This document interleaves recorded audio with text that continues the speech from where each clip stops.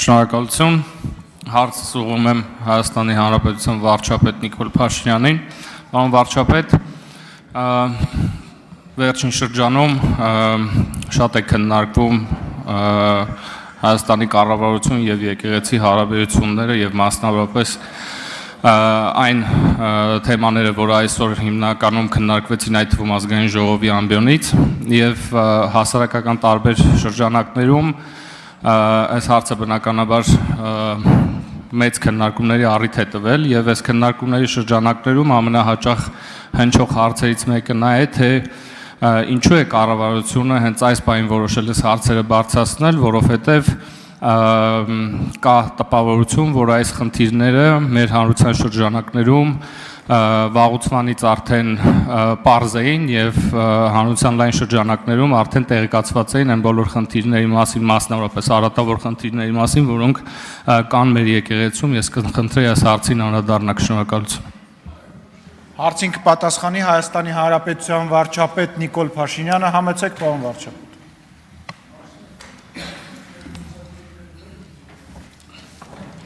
Շնորհակալ եմ պարոն Աղաջանյան հարցի համար։ Այսօր իրականում լրագրողների հետ զրույցի ընթացքում նրանք նույնպես տվեցին այդ հարցը, թե ինչու հիմա, երբ այդ ամենը բոլորը գիտեին, ես ձեզ էլ պիտի խոստովանեմ, որ ես երկար ժամանակ առանձնապես լուրջ չեմ վերաբերվել այդ բոլոր լուրերին, ինչի մասին այսօր ասում եմ, որովհետև դե մտածել եմ մանավանդ այսօր մամուլում ինչի մասին ասես,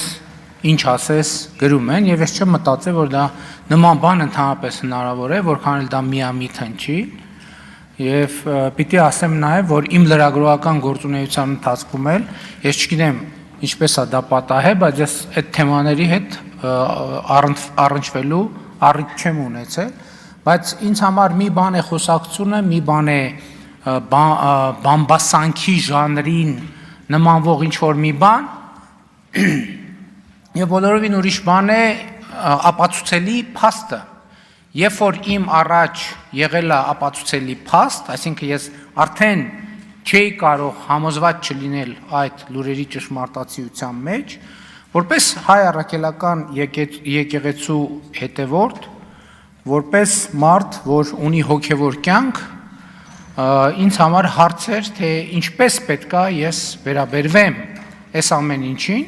եւ ինձ համար պարզ էր, որ ես այդ ամեն ինչին պետքա վերաբերվեմ համաձայն հայ առաքելական եկեղեցու ավանդի եւ կանոնների։ Եվ ընդ որում այսօր խոսում են նաեւ ընդդիմության ներկայացուցիչները, ասում են եկել են կուսության հարց են քննարկում։ Հարգելիներս, կուսության հարց չենք քննարկում։ Քննարկում ենք լեգիտիմության հարց։ Լեգիտիմության հարց, որովհետև 356 թվականին տեղի ունեցել Աշտիշատի ժողովը, որը մեր եկեղեցու համար սահմանել է կուսակրոնության դաս, որը պետք է պահի եկեղեցու ավանդը եւ պետք է ղեկավարի եկեղեցին։ Ընդ որում հիմա կուսակրոն քահանաները իրենք ունեն վերադաս աստիճան ամուսնացյալ քահանաների նկատմամբ։ Հիմա ամուսնացյալ քահանաները ամուսնացած մարդիկ են եւ այսինքն ոչ մի վերապահում նրանց չկա, որովհետեւ իրենք իրենց ուխտը չեն խախտել։ Բայց այստեղ հարցը հետեւյալն է, եթե նրանք մի մասը դե ֆակտո ամուսնացած է եւ այլն եւ կուսակրոնության բերումով ղեկավարում է ամուսնացյալ քահանաներին, բայց ինչի է ղեկավարում։ Ընդհակառակը ամուսնացյալ քահանաները այս համատեքստում եւ հոգեվոր եւ բարոյական առումով շատ ավելի բարձր են, որովհետեւ նրանք իրենց հոգեվոր ուխտը չեն խախտել, քան նրանք, ովքեր իրենց հոգեվոր ուխտը խախտել են։ Ընդ որում ես էլի եմ ասում, ես հիմա ինչ գրում եմ եւ ասում եմ, ես այն երկրորդ գիրքը չբերեցի, Ես ամեն ինչը, ինչ նախադասություն ասում եմ, հիմնավորում եմ հայ առաքելական եկեղեցու կանոններով։ Հիմա իմ ձեռքի տակ է, օրինակ, 2020 թվականի հրատարակության Մայրաթոր Սուրբ Էջմիածնի հրատարակության համաբարբար կանոնագիրք հայոց կոչվող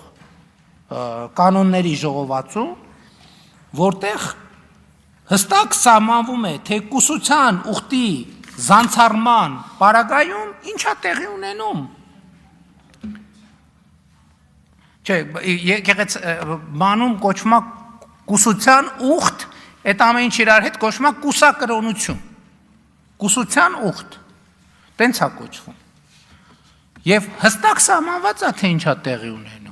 Ես դες ընդ որում այն մյուս հայոց կանոնագրքում տասնյակ հոդվածներ կան, ես մի օրինակ վերեմ։ Ուրեմն կանոնագրքի կանոն անկյուրիա կոչվող ի կանոնը ասում է հետևյալը. նրանց մասին, որոնք չափահաս են դառնում եւ խոստանում են կուսությունը պահել եւ դրժում են խոստումը հոգեվորականների մասինը, շնություն անելով այլևս կույս չեն կարող համարվել, այսինքն կույս չեն կարող համարվել, կուսակրոն չեն կարող համարվել, եպիսկոպոս չեն կարող համարվել, աբեղա չեն կարող համարվել, վարդապետ չեն կարող համարվել, կաթողիկոս չեն կարող համարվել, որովհետև այդ բոլոր պաշտոնների համար պարտադիր է կուսության կամ կուսակրոնության ուխտը։ Այլևս կույս չեն կարող համարվել, այլ նրանց նման կլինեն, որոնք երկու կին ունեն։ Եվ նրանց համար սանվանվելու է 2 տարի ապաշխարություն եկեղեցուց դուրս, այսինքն նրանք պետք է դուրս մղվեն եկեղեցուց, եւ մտնելով եկեղեցի 1 տարի ապաշխարողների հետ լինեն, տեսնել ապաշխարության ջերմությունը եւ հաղորդ լինել օրենքներին, բայց քահանայության օծմանը չպետք է մերձենան, այսինքն քահանայական գործունեությունը արգելված է նրանց իրականացնել, ինչպես այն կույսերը, որ մերձենում էին ոմանց որպես քույրեր, սա արդեն իգական սեռի կուսակրոնների մասին ասում, այդպիսիներին պետք է արգելենք, որ այլևս նման բան չլինի։ Այս կանոնը, որը հայ առաքելական եկեղեցու արդարադատության նախարարությունում գրանցված կանոնադրությամբ ունի իրավական, պարտադիր իրավական ուժ հոգևոր պաշտոնյաների համար, տեսեք ես 4 դարի գիրք չեմ բերել, 2020 թվականի Մայրաթոր Սուրբ Էջմիածնի պաշտոնական հրատարակություն կանոնների պաշտոնական ժողովածու։ Այս ժողովածուն ասում է, որ օրինակ Կտրիչ Ներսիսյանը կաթողիկոս չի ինքը իրավունք չունի հաղորդակցվել մեր եկեղեցու սրբությունների հետ, ինքը եկեղեցից կանոնը ասում է եկեղեցուց դուրս պետք է մղվի եկեղեցուց, եւ ինքը իրավունք չունի, եւ նրա կողմից սրբություններին դիպչելը անգամ սրբապղծություն է, այստեղ ընդդիմությունը մի ուրիշ բաներ էր ասում, կներեք շատ չեն, ասում եկել են եկեղեցու ներքին գործերին խառնվում են, Ժորժ ջան, այդ մեր եկեղեցին է, ո՞նց ենք մենք մեր եկեղեցու ներքին գործերին խառնվում, այդ մեր եկեղեցին է, այս մեր ուխտն է, այս մեր ավանդույթն է, եւ կոնկրետ Կտրիչ Ներսիսյանը եկեղեցու իրավական պարտադիր ուժ ունեցող օրենքի համաձայն ինքը եկեղեցուց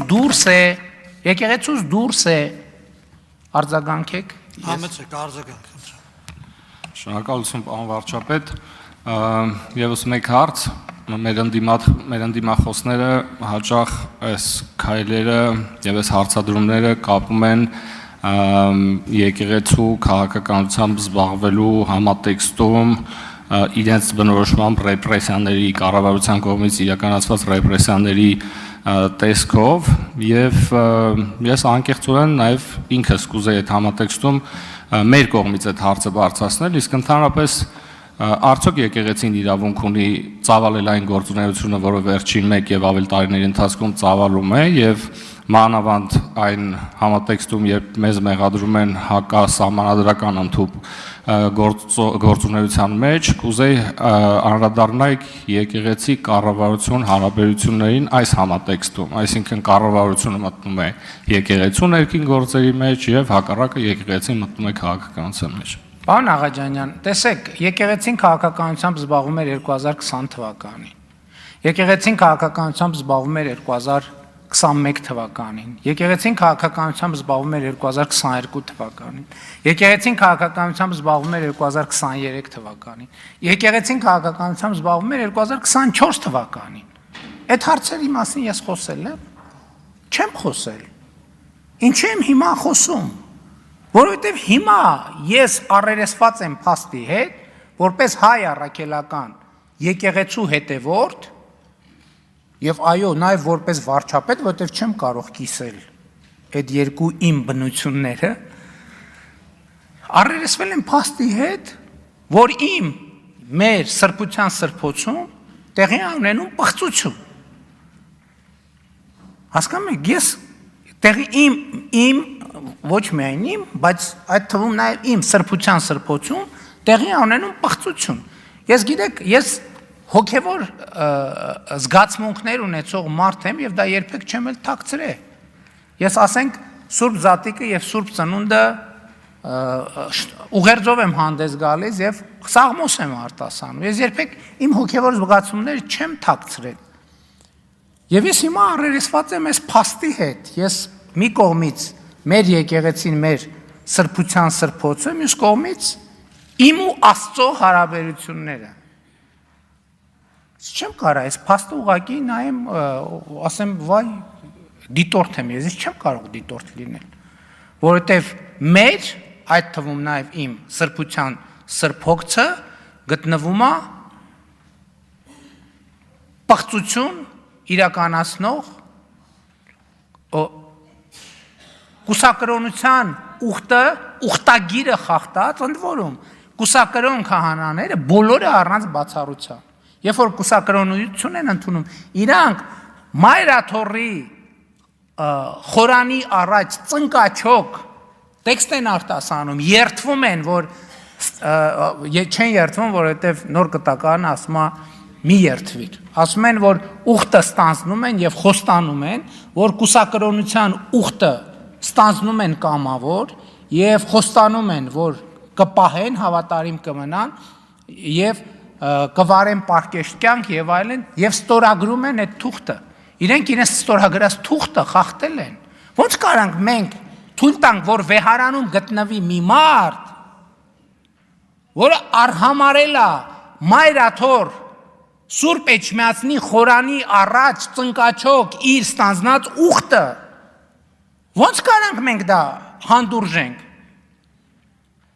Եվ ոչ միայն նա, ես համաձայն չեմ հանդուրժել դա։ Եվ բոլոր եմ փորձը, թե սա ընդեմ սա հանուն եկեղեցու է, որովհետև մայրաթոռ Սուրբ Էջմիածինը պետք է ուխտադրուժ երթմնազանց պղծաբարո ներկայությունից ազատվի։ Շնորհակալ եմ, կներեք, որ երկարացրիմ։